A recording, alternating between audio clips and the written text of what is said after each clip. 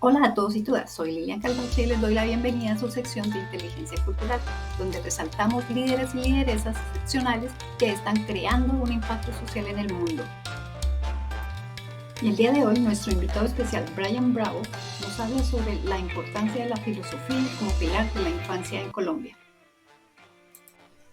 Estás viendo la parte 1 de este episodio. Para la parte 2, recuerda que puedes suscribirte a nuestro canal. Gracias por tu apoyo, recuerda darle me gusta, comentar y compartir. Hola, muy buenas tardes. Brian, ¿desde dónde nos saludas?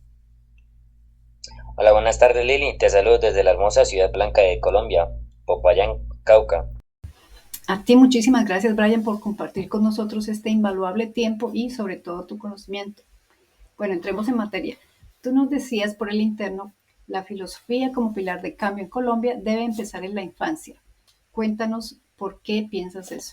Lili, ¿qué podría decirte? O sea, la verdad hay un cambio muy drástico, ¿cierto?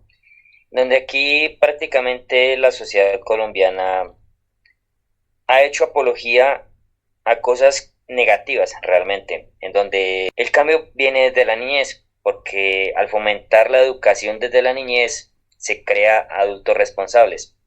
Por ejemplo, si a un niño a la edad de 3 4 años se le enseña a leer, se le enseña de que él pueda lograr cosas muy grandes, se le acompaña y se le dan las herramientas necesarias tales como una buena lectura, en casa una buena educación, es decir, si van a ver televisión, que sea televisión de calidad, que se evite que los niños se distraigan, de que no aprendan qué es realmente el ocio, qué es realmente lograr un objetivo claro a los 3 4 años. Luego, cuando tú ingresas a la educación, lo más importante no debería ser una calificación, sino un acompañamiento, en donde usando metodologías de los países de primer nivel, o sea, lo que es Nueva Zelanda, todos esos países que en estos momentos tienen un nivel educativo de primer nivel. Japón, por ejemplo, es un país en donde la educación realmente se concentra más en la persona que en un número que te puede calificar bien o mal.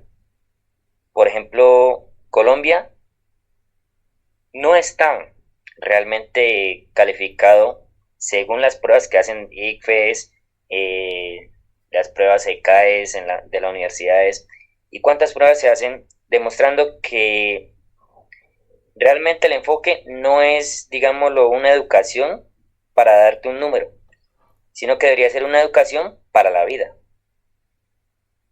Gracias, Brian. Ha sido un aporte bastante interesante lo que dices y eso me lleva a pensar en el papel que tú crees que juega la filosofía en la transformación de esa sociedad. ¿Tú podrías dar ejemplos de cómo los principios filosóficos pueden influir en el cambio cultural?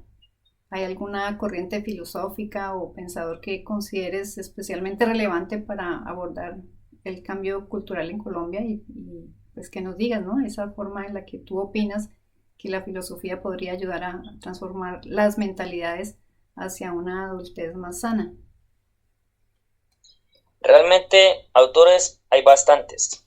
O sea, no me podría decir este o este. Realmente porque pues sería no reconocer que digamos Nietzsche en su momento, en su libro El Zaratustra, nos muestra cómo las tres transformaciones, la desde el niño, el león y el camello, hacen que el hombre pueda cambiar. El camello, ¿por qué?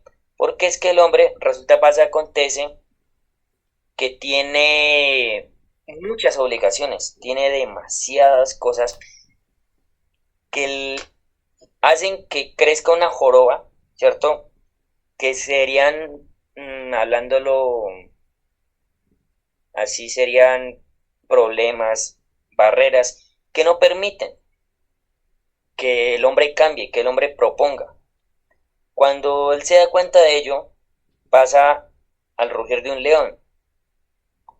¿Cómo sería esto? Sí, porque el rugir de un león es bastante fuerte. Quiere decir que ella quiere cortar con esas limitaciones, que quiere llegar a otro nivel. Cuando logra ser consciente de ello, es cuando se va preparando para una transformación que es la del niño. ¿Por qué? ¿Por qué la del niño? Porque resulta que el niño es puro. El niño viene sin tantas cosas y es más abierto a conocer lo nuevo. No le interesan las limitaciones. Entonces deberíamos nosotros enfocarnos más en romper las limitaciones que nos han implantado de manera sociocultural.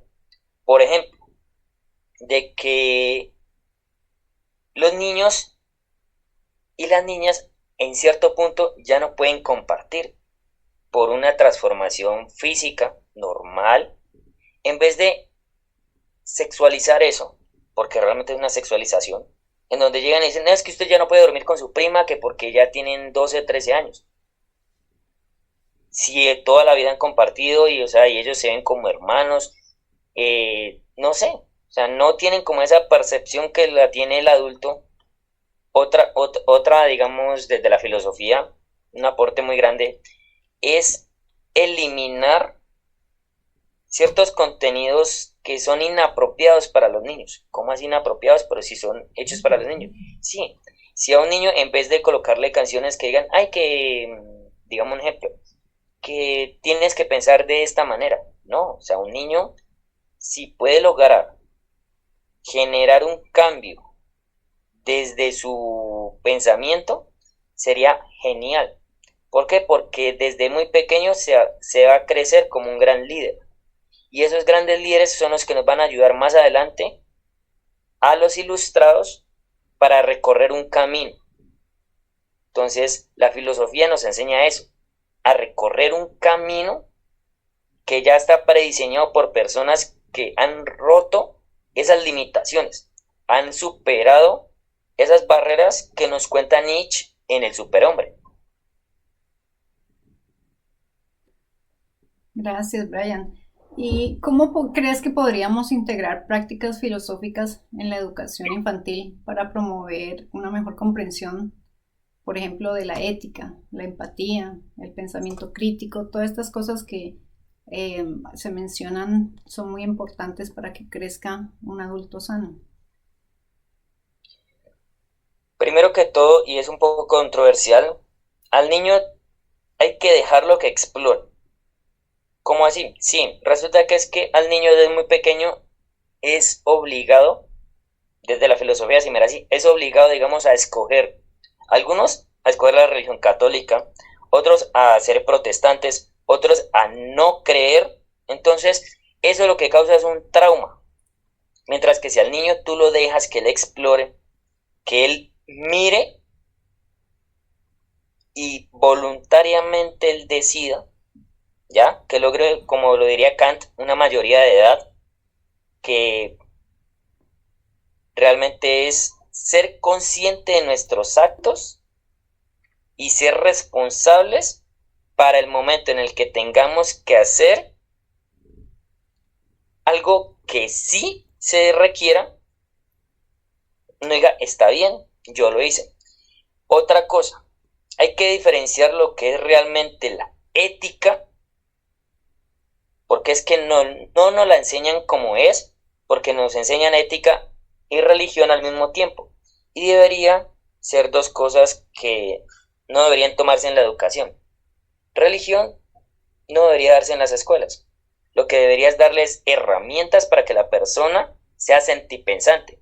¿Qué quiere decir esto? Que antes de actuar, mire qué podría pasar y evitarlo si es necesario. Más bien reforzarlo en la parte ética, en la parte humana. En el sentido de que pensemos más como seres y no como si el pensamiento no fuera importante. Ejemplo, hay tantos niños que han sufrido maltratos ¿cierto? No conocen la ética, no conocen el amor, no conocen lo humano y terminan cometiendo actos impuros, ¿ya? A lo largo de la historia hemos visto cómo adolescentes aprenden el uso de armas para hacer daños y no armas para construir.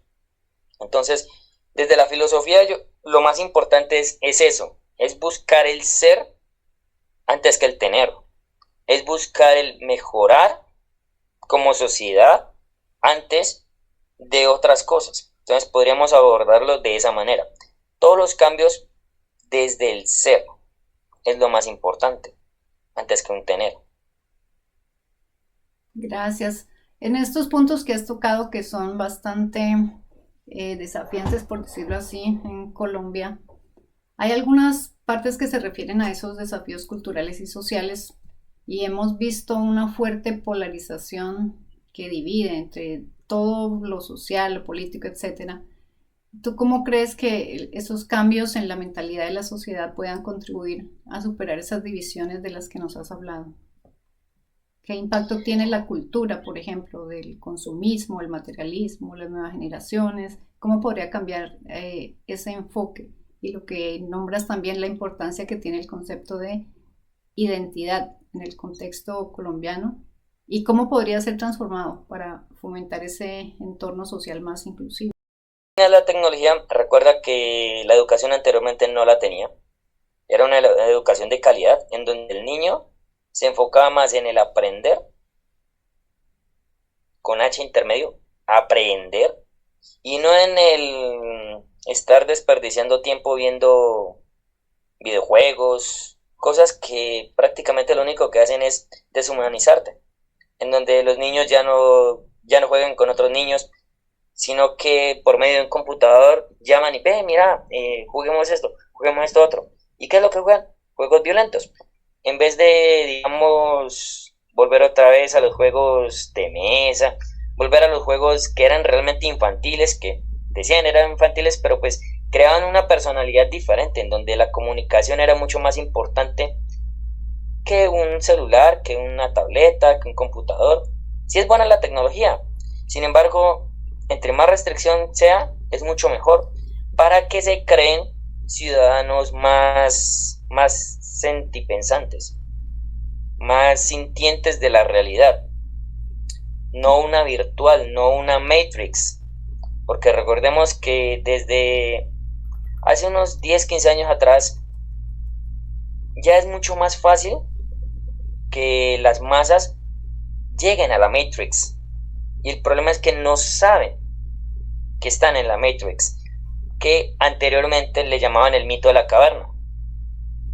Entonces, cuando miras a fondo el mito de la caverna, te das cuenta que es la misma Matrix, porque las personas, cuando ven que hay algo más allá, dicen, no, es que yo me devuelvo a lo seguro, es que aquí estoy bien. Entonces, ahí es donde a la niñez hay que enfocarla, a que no se dejen llevar al mito de la caverna, a que a la Matrix tienen que tener cuidado, porque podría llevar a la mediocridad, y un país mediocre nunca va a salir de ahí. Colombia la quiero mucho, pero realmente es muy mediocre, porque aquí le tienen miedo al cambio. Para el colombiano promedio el cambio es malo, no les gusta el cambio.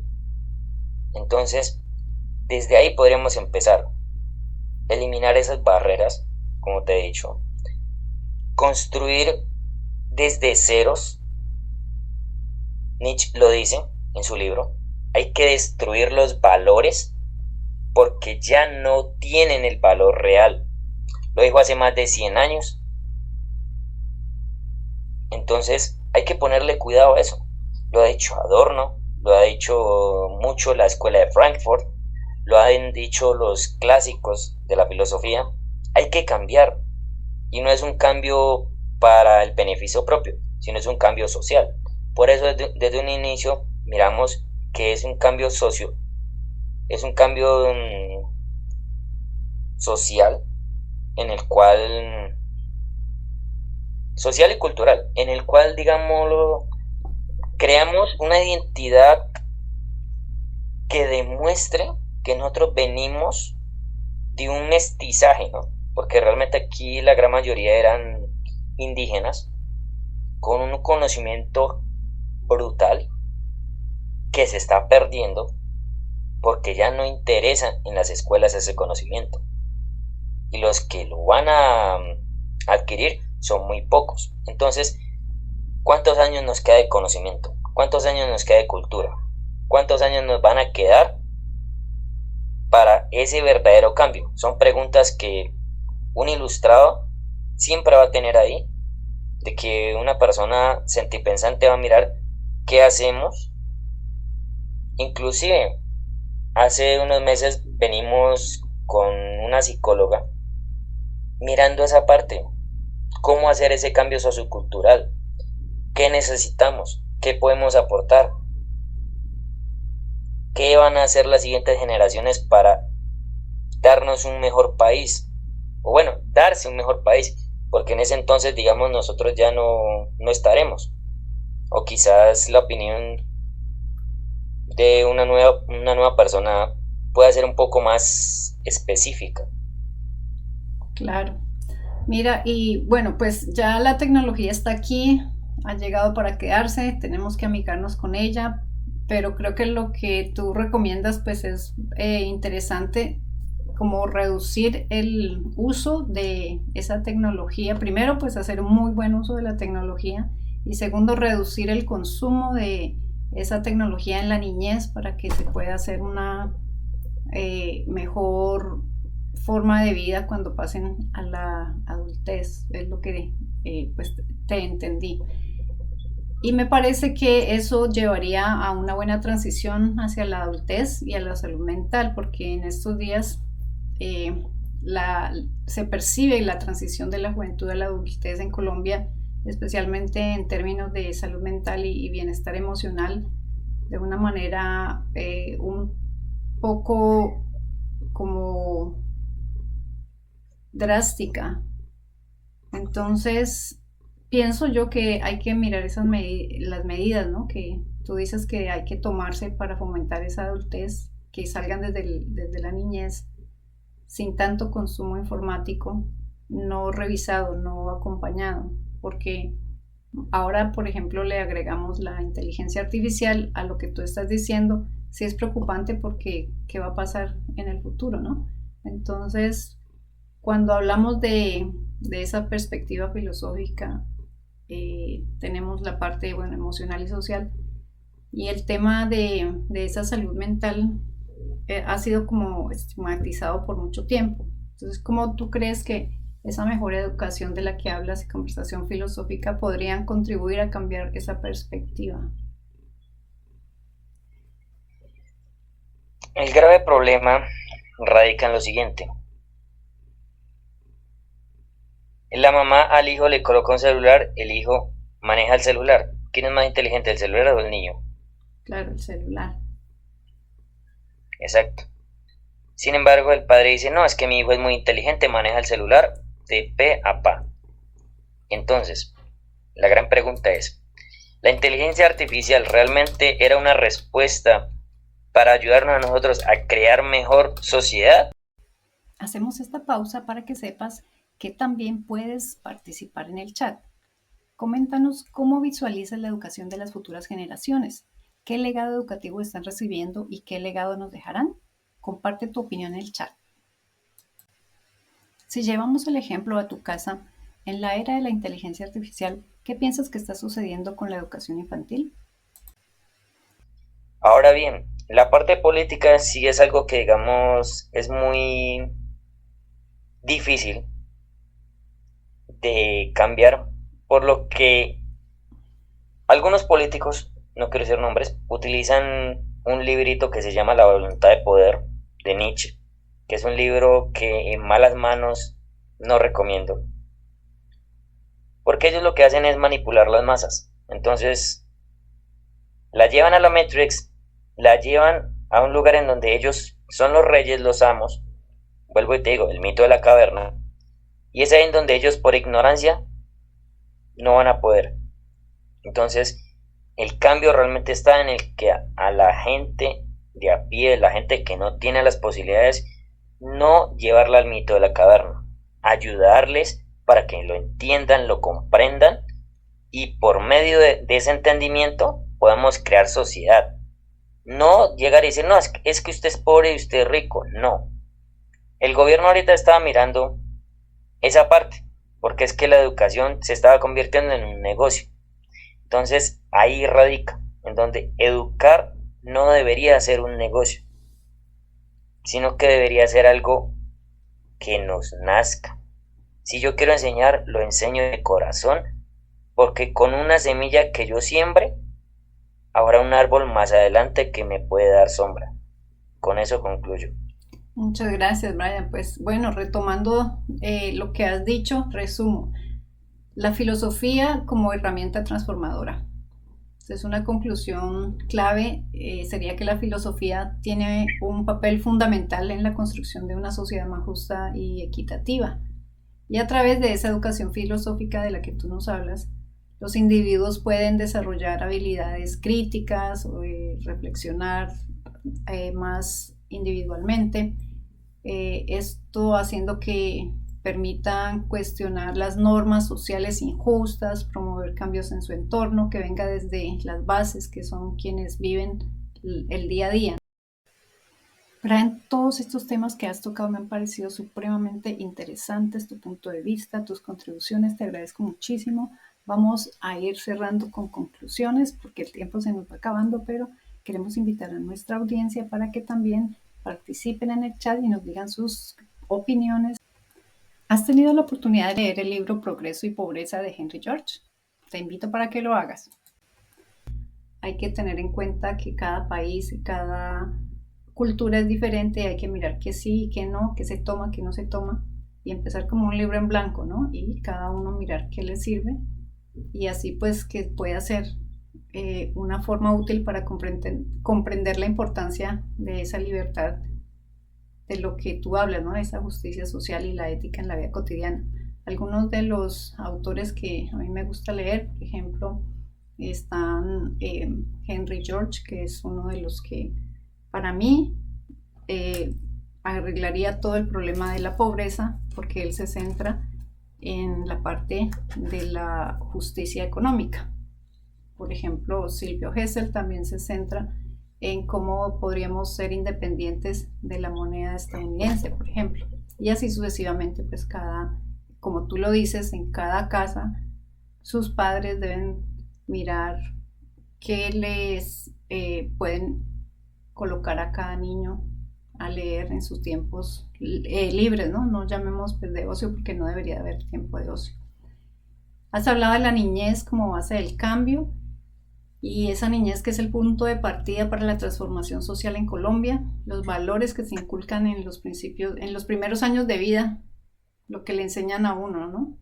Dicen los psicólogos que de 1 a 7 años hay algunos principios que enseña la mamá y se le quedan al niño, de los 7 a los 14 son los que le enseña el papá, pero en algunas partes pues donde el papá se va, pues ahí hay otro elemento que juega y es como un rompecabezas, ¿no? Y si falta una pieza, entonces ahí es donde se va desacomodando la parte social. La empatía, la solidaridad, el pensamiento crítico, todo eso son esenciales para formar estos ciudadanos comprometidos con la creación de una sociedad más sana, según lo que nos dices, y pues claro, equitativa, ¿no? Entonces, la invitación es a incluir esa filosofía en la educación infantil.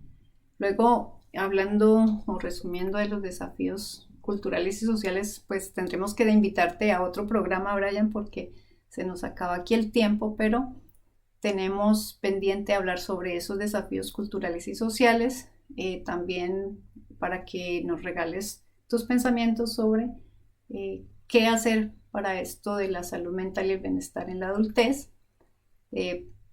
Seguimos en ese siguiente programa para que nos alistes también una visión del futuro para Colombia, qué nos espera. Y pues la filosofía como pilar de cambio ha sido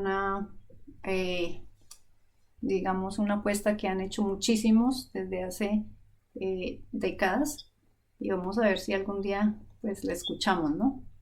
Muchísimas gracias, Brian, por estar en nuestro programa y aquí te queda registrada la siguiente ocasión para nuestra segunda parte. Invitamos Vale, a que, sí, invitamos a que la audiencia venga y que escuche desde Brian ese otro punto que es importante para todos. Despídete, Brian, con un mensaje para todos los que te escuchan a nivel nacional e internacional. vale, Lili, es un placer y estaré expectante a ello. Para Muchísimas gracias. despedirme, lo único que yo diría es de que nunca dejes de soñar, de que si de niño tú quieres algo, ve y lógralo. No escuches a las personas que te digan que no. Diles, siéntate y ve cómo lo voy a lograr. Muy lindo tu mensaje. Muchísimas gracias, Brian. Saluditos, abrazos, bendiciones y nos vemos en el siguiente programa. Chao, chao. Chao. Gracias por tu invaluable tiempo y tu participación en nuestro chat.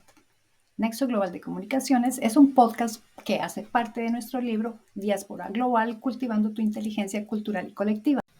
Si eres nuevo en el tema de inteligencia cultural, recuerda que puedes ampliar la información en el libro Diáspora Global, cultivando tu inteligencia cultural y colectiva. Puedes adquirirlo escribiendo al correo mciscusa@gmail.com. Muchísimas gracias a nuestro invitado especial Brian Bravo y a toda la audiencia. Nos vemos en la segunda parte. Muchas bendiciones. Gracias por apoyarnos para seguir creando estos contenidos. Puedes darle clic en el like, suscribirte y darle también clic a la campanita para que te sigas enterando de nuestras próximas publicaciones.